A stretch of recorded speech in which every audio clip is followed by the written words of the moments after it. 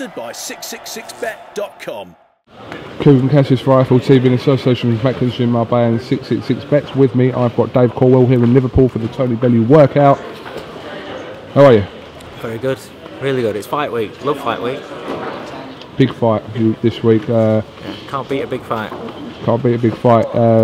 Huge night for Tony Bellew. Like I said, it's billed as a 50-50 fight. Why does your man win, Dave? Firstly, it's not the same fight as the last fight. Completely different man. He's not killed himself to make weight. He's more natural weight, comfortable weight, essential weight, to be honest. All you got to do is look at pictures of him as a light heavyweight and the pictures of him now. It's a totally different man. The power that he's got now at cruiserweight is reminiscent of when he was back in the amateur days. He's just a better fighter now. So he's got the power. He's going to surprise people with his speed, and he's got the boxing brain. Do you feel like Tony's become a little bit too emotionally involved in this fight, in the build-up? No, there's a lot being made about that. I mean, my Twitter is just nuts with it, and I see everybody going on about it and saying, "Oh, send me a message. Oh, you need to control your body. This. But what you got to remember is Tony's naturally when it comes to a fighting environment, he's a naturally aggressive sort of person. So when something's natural to you, it doesn't actually take that much out of you. It takes more out of you by reining it in and trying to act something that you're not.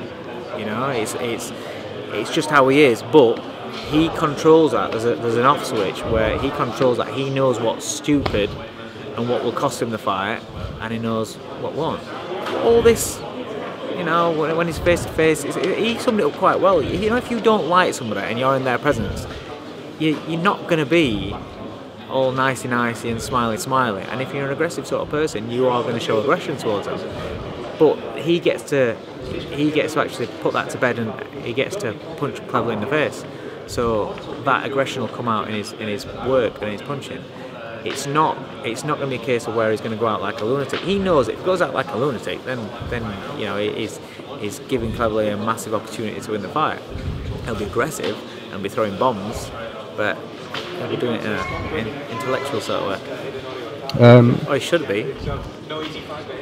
A common feeling amongst his fighters that Bellew will have to stop him. If it goes a distance, it favours Cleverly. What do you think about that? I expect him to knock Cleverly out. I expect him to stop him because of what he's shown me. Not for the last 12 weeks of training, for the last year or however long it is that I've been training him. You know, if you look at his performance against Brudov, a quality operator, he dropped him early and he dropped him in the last round. He showed that he can take the power all the way through. He showed decent speed in that fight.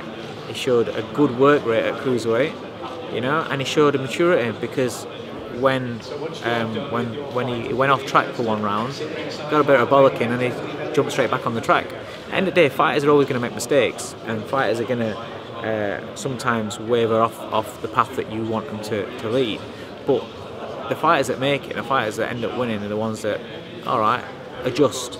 Go. Sometimes you have to adjust as the fight's going on. So we're not preparing for one certain way of Nathan Cleverly.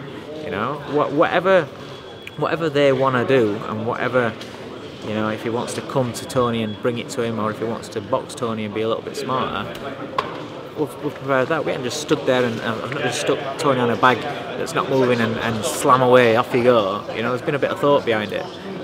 So we've got different methods to the game plan. Have you made any changes as you as a trainer, or not? Just to the way you train him, flaws that Tony might have thought he had, or things from the Stevenson defeat? Have you picked out and changed things? Yeah, it's a case of like you have to look at what's more natural for him and for his body type, for his frame, for his mentality, his style of boxing. What's more natural? Everybody's got a natural way of fighting. You know, not everybody that walks through your door you can train the same way.